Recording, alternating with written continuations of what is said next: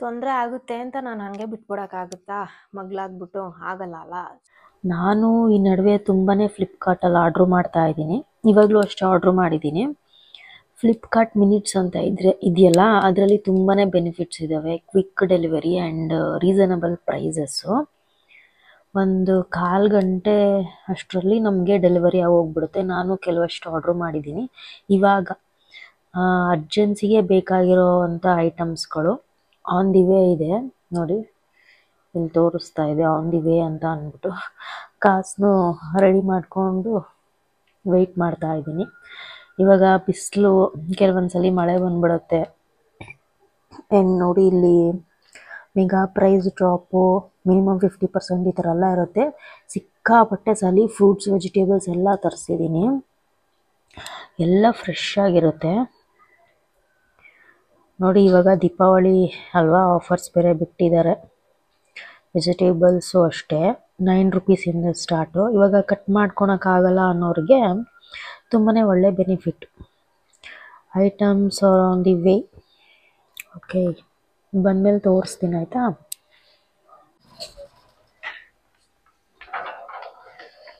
Change ಇದೆಯಾ? Change ನೋಡೋಣ ಇವಾಗ ಏನೇನೆಲ್ಲ ಇದೆ ಅಂತ ಅಂದ್ಬಿಟ್ಟು. ಫಾರ್ ದಿ ಫಸ್ಟ್ ಟೈಮು ಆನ್ಲೈನಲ್ಲಿ ಚಿಕನ್ ತರಿಸಿದ್ದೀನಿ. ನಮ್ಮ ಅಪ್ಪಂಗೆ ಗೊತ್ತಿಲ್ಲ, ಹೆಂಗಿದೆಯೋ ಏನೋ ಗೊತ್ತಿಲ್ಲ. ಚೆನ್ನಾಗಿರುತ್ತೆ ಅಂತ ಅಂದ್ಕೊತೀನಿ. ಓಪನ್ ಮಾಡ್ತೀನಿ ರೀ, ನೋಡೋಣ. ಓಕೆ, ಇದು ಫ್ರೀಝರಲ್ಲಿ ಮೀನ್ಸ್ ಇದರಲ್ಲಿ ಇಟ್ಟಿರ್ತಾರೆ ಅಲ್ವಾ, ಫ್ರಿಡ್ಜಲ್ಲಿ. ಕೋಲ್ಡ್ ಇದೆ, ಇಟ್ಸ್ ಓಕೆ, ಪರವಾಗಿಲ್ಲ. Ready chicken. ಆ್ಯಂಡ್ ಇದು ಫ್ರೈಡ್ KFC ಚಿಕನ್ ಮಾಡೋದಕ್ಕೆ. ಇದು ಅಷ್ಟೇ ಫಸ್ಟ್ ಟೈಮ್ ತರಿಸಿದ್ದೀನಿ. ಆಮೇಲೆ ಇದು ಮಕ್ಕಳಿಗೆ 15 ರೂಪೀಸ್. ಇದು ಮಾಡಿಕೊಡ್ತೀನಿ, ಚೆನ್ನಾಗಿರುತ್ತೆ. ಆ್ಯಂಡ್ ಇದು ಮಖಾನ. ಇದು ಫಸ್ಟ್ ಟೈಮೇನೆ, ಟ್ರೈ ಮಾಡಿಸಿಲ್ಲ ನಾನು ಯಾವತ್ತೂ. ಇದು ಈ ಟೈಪ್ ತರಿಸ್ದೆ, ಪ್ಲೇನ್ ತರಿಸ್ಬೇಕಿತ್ತು ನಾನು. ನೋಡೋಣ ಇದೇನಾದರೂ ಲೈಕ್ ಮಾಡ್ತಾರಾ ಅಂತ. ನಾನು ಕೂಡ ಏನು ಮಖಾನ ಏನು ಯಾವತ್ತೂ ಏನು ತರಿಸ್ಕೊಂಡೆ ಅಂತ ತಿಂದಿಲ್ಲ. ಆಮೇಲೆ ಇದು ಮಾಮೂಲಿ ನನ್ನ ಪೊಮೊಗ್ರಾನೇಟು ಇದರಲ್ಲೇ ತರಿಸ್ತೀನಿ ಫ್ಲಿಪ್ಕಾರ್ಟಲ್ಲಿ. ಚೆನ್ನಾಗಿರುತ್ತೆ, ಸ್ವೀಟಾಗೂ ಇರುತ್ತೆ. 70 ರೂಪೀಸ್ಗೆ 4 ಏನೋ ಬಿತ್ತು. ಆಮೇಲೆ ಇದು ದೋಸೆ ಇಡ್ಲಿ ಬ್ಯಾಟರು. ನನಗೆ ಮಾಡೋಕ್ಕೆಲ್ಲ ಪೇಷನ್ಸ್ ಇಲ್ಲ, ಅದಕ್ಕೆ ಇದೇ ತರಿಸಿದ್ದೀನಿ. ಇದು 1 kg ಏನೋ ಇದೆ, ಪ್ಲಸ್ 100 ಗ್ರಾಮ್ಸ್ ಎಕ್ಸ್ಟ್ರಾ. 40ನೋ 50ನೋ ಏನೋ ಬಿದ್ದಿದೆ ಅಷ್ಟೇ ಇದು. ಸೊ ಟೋಟಲಾಗಿ ಇಷ್ಟು ತರಿಸಿದ್ದೀನಿ. ನೋಡೋಣ ಇವಾಗ ಮಾಡ್ತೀನಿ. ಈ ಪೊಮೊಗ್ರಾನೇಟು ಅದು ಚೆನ್ನಾಗಿರುತ್ತೆ. ನಾನು ಒಂದು 4-5 ಸಲ ತರಿಸಿದ್ದೀನಿ. ಸ್ವೀಟ್ ಇರುತ್ತೆ ತುಂಬ. ಕ್ವಿಕ್ಕಾಗಿ ಡೆಲಿವರಿ ಆಗೋಯಿತು ನೋಡಿ. ಆ್ಯಕ್ಚುಯಲ್ ಪ್ರೈಸ್ ಬಂದು 482 ಇತ್ತು, ಸೆಲ್ಲಿಂಗ್ ಪ್ರೈಸು 377. ಡಿಸ್ಕೌಂಟು ಕೊಡ್ತಾರೆ, 75 ರೂಪೀಸ್ ಬಂತು. ಟೋಟಲ್ ಫೀಸ್ ಬಂದು 11 ರೂಪೀಸು. ಆ್ಯಂಡ್ ಟೋಟಲ್ ಅಮೌಂಟ್ ಬಂದು 313. ನಾನು ಯೂಶ್ವಲಿ ಏನಾದರೂ ತರಿಸ್ತೀನಿ ಆನ್ಲೈನಲ್ಲಿ ಅಂತಂದರೆ ತುಂಬ ನಾನು ಕ್ಯಾಶ್ ಆನ್ ಡೆಲಿವರಿನೇ ಪ್ರಿಫರ್ ಮಾಡ್ತೀನಿ. ಮುಂಚೆನೇ ಪೇಮೆಂಟ್ ಮಾಡಿಬಿಟ್ರೆ ಅದು ಬರುತ್ತೋ ಇಲ್ವೋ ಅನ್ನೋದು ಡೌಟು ನನಗೆ, ಅದೊಂದು ಭಯ. ಇವಾಗ ಇಷ್ಟು ಐಟಮ್ಸ್ಗೆ 313 ರೂಪೀಸ್ ಆಗಿದೆ.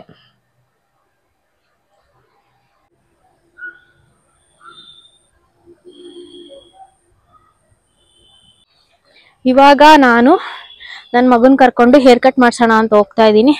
First time. ಏನಪ್ಪ ಎತ್ಕೊಂತೀನಿ,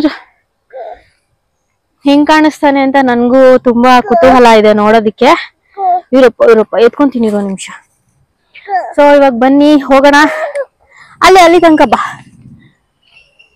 ಸ್ಪಿನ್ನಿಗೆ ಕರ್ಕೊಂಡು ಹೋಗ್ತೀನಿ. ಅಲ್ಲಿ ಚೆನ್ನಾಗಿ ಮಾಡ್ತಾರೆ. ನನ್ನ ಮಗಳಿಗೂ ಅಲ್ಲೇ ಅಲ್ವಾ ಮಾಡ್ಸೋದು, ಸೊ ಇಬ್ರಿಗೂ ಒಂದೇ ತವ ಮಾಡ್ಸೋಣ ಅಂತ ಅನ್ಕೊಂಡು. 5 ಗಂಟೆ ಆಗೋಗೈತೆ ಸಾಯಂಕಾಲ. ನಾನು ಬೆಳಗ್ಗೆಯಿಂದ ಮಾಡ್ಸೋಣ ಕಟಿಂಗು ಅನ್ಕೊಂಡು. ಇವತ್ತು ಬುಧವಾರ ಬೇರೆ, ಹುಟ್ಟಿದ ದಿವಸ ಮಾಡಿಸ್ಬಾರ್ದು ಅಂತ ಹೇಳ್ತಾರೆ. ಆಯ್ತಾಯ್ತು, ನಾವು ಆನ್ ದಿ ವೇ ಹೋಗಿ ಅಂಗಡಿಗೆ ಹೋಗಿ ಸಲೂನ್ಗೆ ಹೋಗಿ ರೀಚ್ ಆದ್ಮೇಲೆ ನಿಮಗೆ ಸಿಗ್ತೀವಿ. ಇವಾಗ ನನ್ನ ಮಗನ ಎತ್ಕೊಂಡು ಹೋಗ್ತೀನಿ ಆಟೋದಲ್ಲಿ.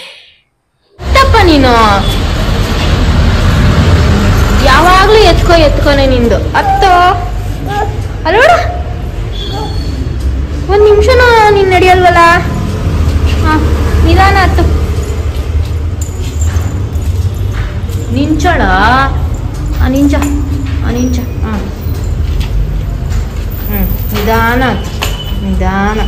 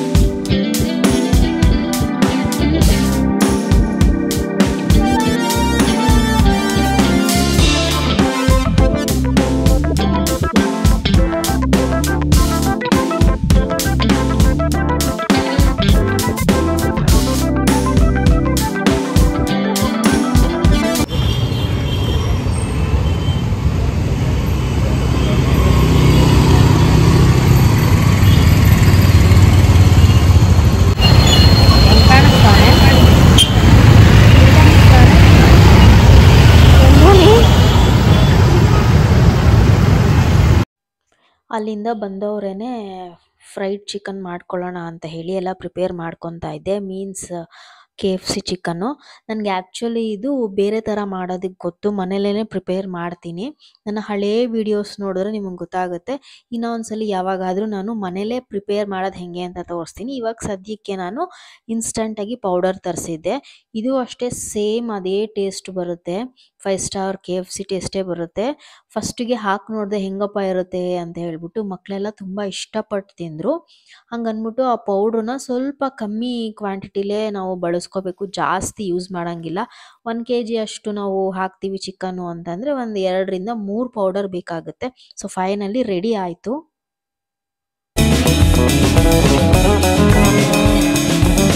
ನಮಸ್ಕಾರ, ಎಲ್ಲರೂ ಹೇಗಿದ್ದೀರಾ? ನಾನು ಚೆನ್ನಾಗಿದ್ದೀನಿ. ನನ್ನ ವಿಡಿಯೋ ಕಂಟಿನ್ಯೂ ಮಾಡೋಕ್ಕಾಗಿಲ್ಲ. ಸೊ ಇವತ್ತು ಏನಪ್ಪ ವಿಷಯ ಅಂತಂದರೆ, ನೆನ್ನೆ ಇನ್ಸ್ಟಾಗ್ರಾಮಲ್ಲಿ ಒಂದು ರೀಲ್ಸ್ ನೋಡಿದೆ. ಏನದು ಅಂತಂದರೆ, ಮದುವೆ ಆದಮೇಲೆ ಹೆಣ್ಮಕ್ಳು ಜಾಸ್ತಿ ಅಥವಾ ಡೈಲಿ ತವ್ರ ಮನೆಗೆ ಹೋಗ್ತಾ ಇದ್ರೆ ಬೆಲೆ ಕಮ್ಮಿ ಆಗಿಬಿಡುತ್ತೆ. ಅಪ್ಪ ಅಮ್ಮ ಬೆಲೆ ಕೊಡಲ್ಲ, ಹಿಂದೆ ಮಾತಾಡ್ತಾರೆ. ಸೊ ಅಪರೂಪಕ್ಕೆ ಹೋದರೆ ಬೆಲೆ ಜಾಸ್ತಿ ಇರುತ್ತೆ, ಮರ್ಯಾದೆ ಪ್ರೀತಿ ಕಾಳಜಿ ಎಲ್ಲ ಜಾಸ್ತಿ ಇರುತ್ತೆ ಅಂತ ಅಂದ್ಬಿಟ್ಟು ಅದು ಒಂದು ಕಂಟೆಂಟು. ನಾನು ಕೂಡ ಅದಕ್ಕೆ ಕಮೆಂಟ್ ಮಾಡಿದ್ದೆ. ಸೊ ಇವಾಗ ನಾನು ಹೇಳೋದೇನಪ್ಪ ಅಂತಂದ್ರೆ, ಅದಕ್ಕೆ ನಾನು ವಿರುದ್ಧ ಅಥವಾ ಪರ ಅಂತಲ್ಲ, ಬಟ್ ನನಗೆ ಅನಿಸಿಕೆ, ಬಟ್ ನಿಮ್ಮ ಹತ್ರ ಶೇರ್ ಮಾಡ್ಬೇಕು, ಇದನ್ನ ಒಂದು ಒಳ್ಳೆ ವಿಷಯ ಅಂತ ಹೇಳ್ಬಿಟ್ಟು ಶೇರ್ ಮಾಡ್ತಾ ಇರೋವಂಥದ್ದು. ಇವಾಗ ಫಸ್ಟಿಗೆ ಯಾವುದೇ ಹೆಣ್ಮಕ್ಳು ಮದುವೆ ಆದಮೇಲೆ ಗಂಡನ ಮನೆ ಸ್ವತ್ತು, ಕರೆಕ್ಟಾ? ಏನೇ ಹೋದ್ರು ಏನೇ ಬಂದ್ರು ಸಾಯೋವರೆಗೂ ಅವಳು ಅಲ್ಲೇ ಇರಬೇಕು. ಹಂಗನ್ಬಿಟ್ಟು ಈ ಕಡೆ ಅಪ್ಪ ಅಮ್ಮನ ಮನೆಗೆ ಹೋದ್ರೆ ಅವ್ರಿಗೆ ಬೇಜಾರಾಗ್ಬಿಡುತ್ತೆ, ಅಲ್ಲ ಹೋಗ್ದಲೇ ಹೋದ್ರೆ ಖುಷಿ ಆಗ್ಬಿಡುತ್ತೆ. ಆ ಥರ ಅಲ್ಲ ಇದು ಕಾನ್ಸೆಪ್ಟು. ಅಪ್ಪ ಅಮ್ಮ ಒಂದು ಮಗುಗ್ ಜನ್ಮ ಕೊಡ್ತಾರೆ ಅಂತಂದ್ರೆ ಅವ್ರು ಇರೋವರ್ಗು ಆ ಮಕ್ಳು ಜವಾಬ್ದಾರಿ ಆಗಿರ್ಬೋದು, ಇಲ್ಲ ಆ ಮಕ್ಳು ದೊಡ್ಡವರಾದ್ಮೇಲೆ ಅಪ್ಪ ಅಮ್ಮನ ಜವಾಬ್ದಾರಿ ಆಗಿರ್ಬೋದು, ಕಂಪ್ಲೀಟ್ ಆಗಿ ಇರುತ್ತೆ ಅಲ್ವಾ. ಇವಾಗ ಗಂಡು ಮಕ್ಳಾದ್ರೆ ಮನೆ ಬಿಟ್ಟು ಹೋಗಲ್ಲ, ಮದ್ವೆ ಆದ್ಮೇಲೆ ಹೆಂಡ್ತಿನ ಕರ್ಕೊಂಡು ಮನೆಯಲ್ಲೇ ಇರ್ತಾರೆ. ಬಟ್ ಹೆಣ್ಣು ಮಕ್ಳು ವಿಷಯಕ್ಕೆ ಅಂತ ಬಂದವಾಗ ಏನಕ್ಕೆ ಈ ರೀತಿ ತಾರತಮ್ಯ? ಸಪೋಸ್ ಇವಾಗ ನೋಡಿ, ಒಬ್ರೊಬ್ರು ಹೆಣ್ಮಕ್ಳು ಇದ್ರು, ಅವ್ರಿಗೆ ಮನೆ ಅಳಿನ್ ಮಾಡ್ಕೊಳ್ಳೋದ್ರಲ್ಲಿ ಏನ್ ತಪ್ಪು ಅಲ್ವಾ?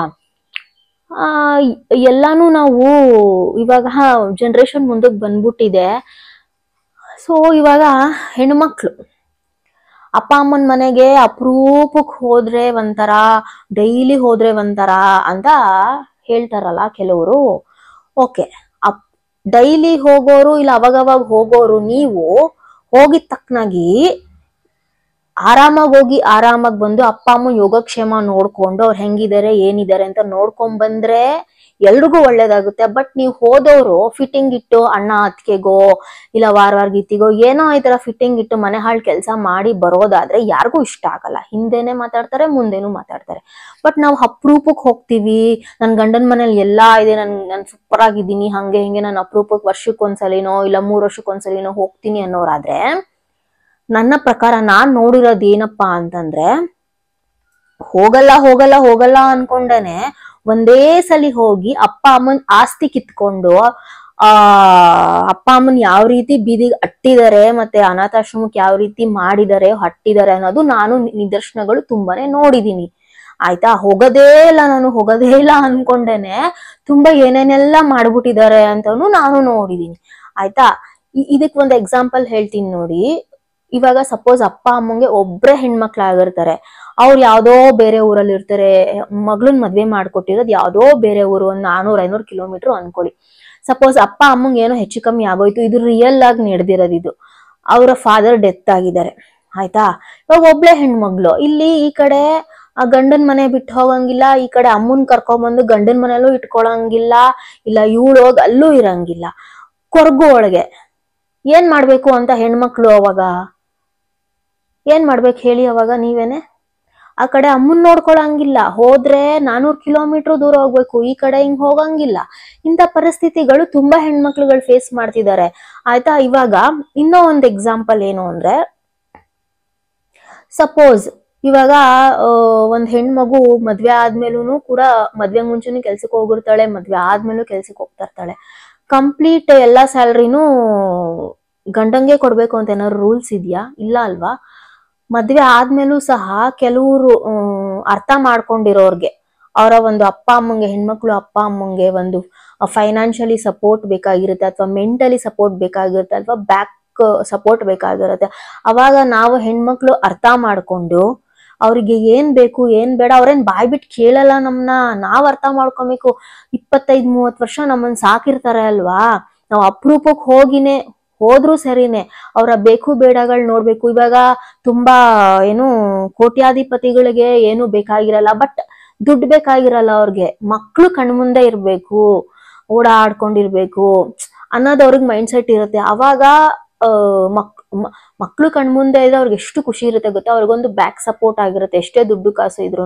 ಸಪೋಸ್ ಇವಾಗ ಮದ್ವೆ ಆಗಿ ಹೋಗಿರೋ ಹೆಣ್ಮಕ್ಳು ಅಪ್ಪ ಅಮ್ಮಂಗ್ ಸಪೋರ್ಟ್ ಮಾಡ್ಬಾರ್ದು ಫೈನಾನ್ಷಿಯಲ್ ಏನಾದ್ರು ಇದ್ಯಾ? ಇಲ್ಲ ಅಲ್ವಾ.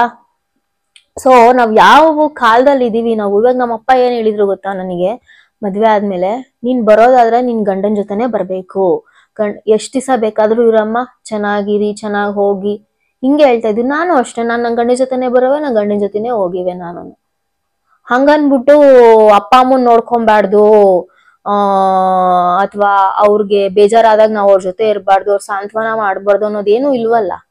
ಫೋನಲ್ಲಿ ಮಾತಾಡೋದಕ್ಕೂ ಎದುರುಗಡೆ ಬಂದು ಅವ್ರಿಗೆ ನಾವು ಮಾತಾಡೋದಕ್ಕೂ ತುಂಬಾ ಡಿಫ್ರೆನ್ಸ್ ಇರುತ್ತೆ ನೋಡಿ. ನಮ್ಮನ್ನ ಅಷ್ಟು ಎಜುಕೇಶನ್ ಕೊಡ್ಸಿ ಸಾಕೊಂಡ್ಬಂದು ಮದ್ವೆ ಮಾಡಿ ಲಕ್ಷ ಖರ್ಚು ಮಾಡಿ, ಹೌದು ಅವ್ರ ಜವಾಬ್ದಾರಿ ಅಲ್ಲಿ ಕಳೀತು, ಬಟ್ ನಮ್ಮ ಜವಾಬ್ದಾರಿ ಜಾಸ್ತಿ ಆಗುತ್ತೆ. ಎಲ್ಲಿಂದ ಗೊತ್ತಾ? ಆ ಕಡೆ ಅತ್ತೆ ಮನೆನೂ ನೋಡ್ಕೊಬೇಕು, ಗಂಡ ಮಕ್ಳನ್ನ ನೋಡ್ಕೊಬೇಕು, ಈ ಕಡೆ ಅಪ್ಪ ಅಮ್ಮಂಗುನು ನೋಡ್ಕೊಬೇಕು. ಅವ್ರ ಹೆಂಗೋ ಹೋಗ್ಲಿ ಬಿಡು ಅಂತ ಬಿಟ್ಬಿಡಕ್ ಆಗುತ್ತಾ? ಏನೋ ಮಗ ಆ ತರ ಏನಾದ್ರು ಇದ್ರೆ ಏನೋ ಒಂಥರ, ಅಕಸ್ಮಾತ್ ಇಲ್ಲ ಅಂತಂದ್ರೆ ಅದೆಲ್ಲ ತಪ್ಪು, ನಿಜವಾಗ್ಲೂನು ತಪ್ಪು. ಇವಾಗ ಹೋಗಿರೋ ಹೆಣ್ಮಕ್ಳುನು ಅಷ್ಟೇ, ಹೆಂಗ್ ಹೋಗ್ತಾರೋ ಹಂಗ್ ಬರ್ಬೇಕು, ಅವ್ರದ್ದು ಎಷ್ಟಿದ್ಯೋ ಅಷ್ಟ್ ನೋಡ್ಕೊಂಡ್ ಬರ್ಬೇಕು. ಅದನ್ನ ಬಿಟ್ಬಿಟ್ಟು ಶಾಪಗಳು ಹಾಕೋದು, ಇಲ್ಲ ಅಣ್ಣಂಗೆ ಅಥವಾ ಮನೆ ಮಕ್ಳಿಗೇನೋ ಬೈಯೋದು, ಶಾಪಗಳು ಹಾಕೋದು, ಆ ತರ ಎಲ್ಲ ಮಾಡ್ಬಾರ್ದು. ಅಪ್ರೂಪಕ್ಕೆ ಹೋಗ್ತೀನಿ ಅಂತಾನೇನೆ ಎಷ್ಟೆಷ್ಟೋ ಕೊಳ್ಳೆ ಹೊಡ್ಕೊಂಡು ಹೋಗ್ಬಿಟ್ಟಿದ್ದಾರೆ. ಅಪರೂಪಕ್ಕೆ ಹೋಗಿನೇ ಕೊಳ್ಳೆ ಹೊಡ್ಕೊಂಡು ಹೋದವ್ರನ್ನ ನಾನು ತುಂಬಾ ಜನ ನನ್ನ ಲೈಫಲ್ಲಿ ನಾನು ನೋಡಿದೀನಿ. ಆಯ್ತಾ, ನಾನು ಇಲ್ಲಿ ಯಾರನ್ನೂ ದೂಷಿಸ್ತಾ ಇಲ್ಲ, ಬಟ್ ಮದ್ವೆ ಆಗಿದ ತಕ್ಷಣ ನಮ್ಗೆ ಜವಾಬ್ದಾರಿಗಳು 2 ಕಡೆನೂ ಜಾಸ್ತಿ ಆಗುತ್ತೆ. ನಾಟ್ ಒಂದ್ ಕಡೆ ಆ ಕಡೆ ನೋಡ್ಕೊಬೇಕು, ನಾವ್ ಈ ಕಡೆ ನೋಡ್ಕೊಬಾರ್ದು ಅನ್ನೋದು ಏನು ಇಲ್ಲ. ಎಷ್ಟೋ ಜನ ಹೆಣ್ಮಕ್ಳನ್ನ ಮನೇಲೇ ಇರಿಸ್ಕೊಂಡಿದ್ದಾರೆ, ಬಿಟ್ಟಿರಕ್ ಆಗಲ್ಲ. ಅವ್ರಿಗೆ ಏನ್ ತಪ್ಪು? ಅವಾಗವಾಗ ಹೋಗಿ ನೋಡ್ಕೊಂಡ್ ಬರ್ತೀವಿ ನಾವು ಅಪ್ಪ ಅಮ್ಮನ, ಏನ್ ತಪ್ಪು ಅದ್ರಲ್ಲಿ? ಯಾವ ಅಪ್ಪ ಅಮ್ಮನು ಹಿಂದೆ ಮಾತಾಡ್ಕೊಂಡಿರೋ ನಾನ್ ನೋಡೇ ಇಲ್ಲ ಇದುವರೆಗೂ. ಅಯ್ಯೋ ನನ್ ಮಗಳು ಮನೆಗ್ ಬಂದ್ ಕುತ್ಕೊಂಡ್ಬಿಡ್ತಾಳೆ, ಹಂಗೆ ಹಿಂಗೆ ಅವಳಿಗೆ ಬೇಸಾಕ್ಬೇಕು, ಯಾರೊಬ್ರು ಆತರ ಹೇಳಿದ್ ನೋಡಿಲ್ಲ. ಇನ್ಫ್ಯಾಕ್ಟ್ ನನಗೆ ನಮ್ಮಮ್ಮ ಇಷ್ಟು ಬೇಗ ಹೋಗ್ತಾರೆ ಅಂತಾನೆ ನನಗೆ ಗೊತ್ತಿಲ್ಲ. ಆದ್ರೆ ನಾನು ಅವ್ರ ಜೊತೆ ತುಂಬಾ ಟೈಮ್ ಸ್ಪೆಂಡ್ ಮಾಡಿದೆ ಅನ್ನೋದು ಒಂದು ತೃಪ್ತಿ ಇದೆ ನನ್ಗೆ. ಅಪ್ಪ ಅಮ್ಮ ಎಷ್ಟು ದಿವಸ ಇರ್ತಾರೆ?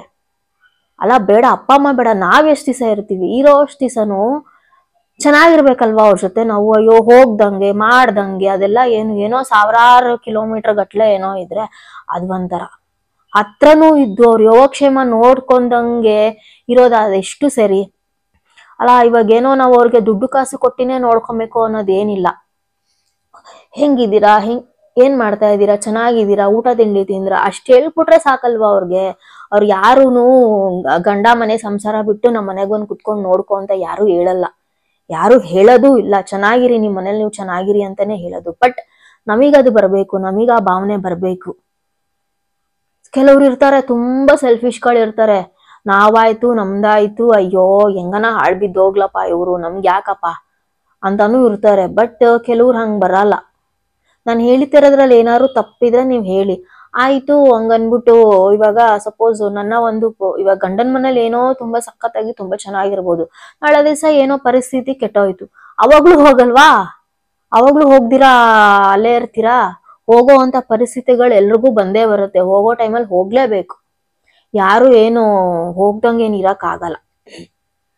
ಇಲ್ಲ ನಮ್ಮಪ್ಪ ಅಮ್ಮ ಹಿಂದೆ ಮಾತಾಡಲ್ಲ ಮುಂದೆ ಮಾತಾಡಲ್ಲ, ಯಾರು ಮಾತಾಡಲ್ಲ. ಪ್ರಪಂಚದಲ್ಲಿ ಎಂತೆಂಥ ಜನಗಳನ್ನೆಲ್ಲ ನಾನು ನೋಡಿದೀನಿ. ನಿಜಕ್ಕೂನು ಒಂದು ಏನಂತಾರೆ, ಮಕ್ಳು ತಪ್ಪು ಮಾಡ್ತಾರೆ ಹಂಗನ್ಬಿಟ್ಟು ಅಪ್ಪ ಅಮ್ಮ ಯಾವತ್ತೂ ಅವ್ರನ್ನ ದೂಷಿಸೋದಾಗ್ಲಿ, ಇಲ್ಲ ನೀನು ಹಂಗೆ ಹಿಂಗೆ, ಅದೆಲ್ಲ ಒಂದೊಂದು ಮೂಮೆಂಟ್ಗಳಿರುತ್ತೆ. ಬಟ್ ನಾವೂನು ಮಕ್ಕಳಾಗಿ ನಾವು ಅರ್ಥ ಮಾಡ್ಕೊಬೇಕು. ನಮಗ್ ಯಾವಾಗ ಅರ್ಥ ಆಗುತ್ತೆ ಅಪ್ಪ ಅಮ್ಮನ ಸ್ಥಾನ, ನಾವು ಯಾವಾಗ ನಮಗೂ ಒಂದ್ ಮಕ್ಳಾಗುತ್ತೆ ಅವಾಗ ಅರ್ಥ ಆಗುತ್ತೆ ನಮ್ಗೆ. ಹೌದಲ್ವಾ ಹೌದಲ್ವಾ ಅಂತ. ಅಲ್ಲಿವರೆಗೂ ಅರ್ಥ ಆಗಲ್ಲ ನಮ್ಗೆ. ಇವಾಗ ತುಂಬಾ ಜನಕ್ಕೆ ವಯಸ್ಸಾಗೋಗ್ಬಿಟ್ಟಿರುತ್ತೆ, 70-80 ವರ್ಷ ಆಗೋಗಿರುತ್ತೆ. ಎದೊಳಕ್ಕೂ ಕೂರ್ಸಕ್ಕೂ ಯಾರು ಇರಲ್ಲ. ಅಂತ ಟೈಮಲ್ಲೂ ಹೋಗಲ್ವಾ ನಾವು? ಸಪೋಸ್ ಅಪ್ಪ ಅಮ್ಮಂಗೆ ಕೈಕಾಲಲ್ಲಿ ಶಕ್ತಿ ಇರಲ್ಲ, ಬರೀ ಹೆಣ್ಮಕ್ಳೇ ಆಗಿರ್ತಾರೆ, ಅವಾಗ ಏನ್ ಮಾಡ್ಬೇಕು? ಅಟ್ಲೀಸ್ಟ್ ಏನೋ ನಮ್ ಕೈಲಾಗಿದಷ್ಟು ಮಾಡ್ಲೇಬೇಕಲ್ವಾ ನಾವು. ಹಂಗೆ ಬಿಟ್ಬಿಡಕ್ಕಾಗುತ್ತಾ? ಮದ್ವೆ ಮಾಡ್ಕೊಟ್ಬಿಟ್ಟಿದ್ದಾರೆ ನಮ್ಮನ್ನ ಅಂತ ಅನ್ಬಿಟ್ಟು ಏನೋ ಜವಾಬ್ದಾರಿಗಳೇ ಇರಲ್ವಾ ನಮ್ಗೆ? ಪಾಪ ಅವ್ರಷ್ಟೆಲ್ಲ ಹೊತ್ತು ಹೆತ್ತು ಸಾಕಿ ಎಲ್ಲ ಮಾಡಿರ್ತಾರಲ್ಲ. ಏನೋ ಗಂಡ್ಮಕ್ಳಿದ್ರೆ ಅದೊಂಥರ. ಈ ಹೆಣ್ಮಕ್ಳಿರೋರು ಏನ್ ಮಾಡ್ಬೇಕು? ಎಲ್ಲೋಗ್ಬೇಕು?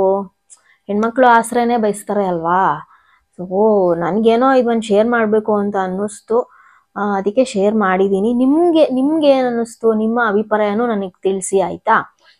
ನೋಡೋಣ ನಿಮ್ ಬಾಯಲ್ಲೇ ಏನೇನ್ ಬರುತ್ತೆ ಅಂತ ಅನ್ಬಿಟ್ಟು. ತುಂಬಾ ಏಜ್ಡ್ ಪರ್ಸನ್ಸ್, ತುಂಬಾ ಮೆಚ್ಯೂರ್ಡ್ ಮೈಂಡ್ ಇರೋರು ಎಲ್ರು ನನ್ನ ಚಾನಲ್ನ ನೋಡ್ತಾ ಇದ್ದೀರಾ, ನನಗೆ ಗೊತ್ತು. ನಿಮ್ಮ ಒಂದು ಥಿಂಕಿಂಗ್ ಅಲ್ಲಿ ಏನ್ ಅನ್ಸುತ್ತೆ ಈ ಒಂದು ವಿಚಾರವಾಗಿ ಅಂತ ಅನ್ಬಿಟ್ಟು. ಇವಾಗ ನನ್ನ ಒಂದು ಪರಿಸ್ಥಿತಿಗೂ ಅಷ್ಟೇನೆ. ಇವಾಗ ನಾನು ಅಲ್ಲೂ ನೋಡ್ಕೊಂಡು ಇಲ್ಲೂ ನೋಡ್ಕೊಂಡು ಅಪ್ಪನೂ ನೋಡ್ಕೊಬೇಕಾಗಿರೋದು. ಇವಾಗ ನಾನು ನೋಡ್ಕೊಂಡಿರೋ ಬಿಟ್ಟೋಗ್ಬಿಡಕ್ಕಾಗುತ್ತಾ ಹೇಳಿ? ಯಾರಿಗಾದ್ರೂ ಮನ್ಸು ಒಪ್ಪುತ್ತಾ ಅದು? ಇಷ್ಟೆಲ್ಲಾ ನೋಡ್ಕೊಂಡು ವಯಸ್ಸಾಗಿರೋ ಕಾಲದಲ್ಲಿ, ಅದು ಇಂಥ ಟೈಮಲ್ಲಿ ನಮ್ಮ ಅಪ್ಪನ ನೋಡ್ಕೊಂಡಿಲ್ಲ ಅಂತಂದ್ರೆ ಅದು ಮನ್ಸು ಒಪ್ಪುತ್ತಾ ನಮಗೇನೆ? ಏನೇ ಇರ್ಬೋದು, ಪರಿಸ್ಥಿತಿಗಳೇನೇ ಇರ್ಬೋದು, ನನಗೆ ಎಷ್ಟು ತೊಂದರೆ ಆಗಬಹುದು, ಓಡಾಡೋದು ಬರೋದು ಹಂಗೆ ತೊಂದರೆ ಆಗುತ್ತೆ ಅಂತ ನಾನು ಹಂಗೆ ಬಿಟ್ಬಿಡಕ್ಕಾಗುತ್ತಾ? ಮಗ್ಲಾಗ್ಬಿಟ್ಟು ಆಗಲ್ಲ ಅಲ್ಲ. ಸೊ ಹಂಗೇನೆ. ಸೊ ಇವತ್ತಿನ ವಿಡಿಯೋ ಇದಾಗಿತ್ತು. ಇವಾಗ ಇಲ್ಲಿಗೆ ಸ್ಟಾಪ್ ಮಾಡ್ತೀನಿ. ಮತ್ತೊಂದು ಇಂಟ್ರೆಸ್ಟಿಂಗ್ ವಿಡಿಯೋ ಜೊತೆಗೆ ನಿಮಗೆ ಸಿಗ್ತೀನಿ. Thank you so much. ನಿಮ್ಮ ಅಭಿಪ್ರಾಯ ಈ ವಿಡಿಯೋಗೆ ತುಂಬಾನೇ ಅವಶ್ಯಕತೆ ಇದೆ. ಕಮೆಂಟ್ ಮಾಡಿ. Thank you.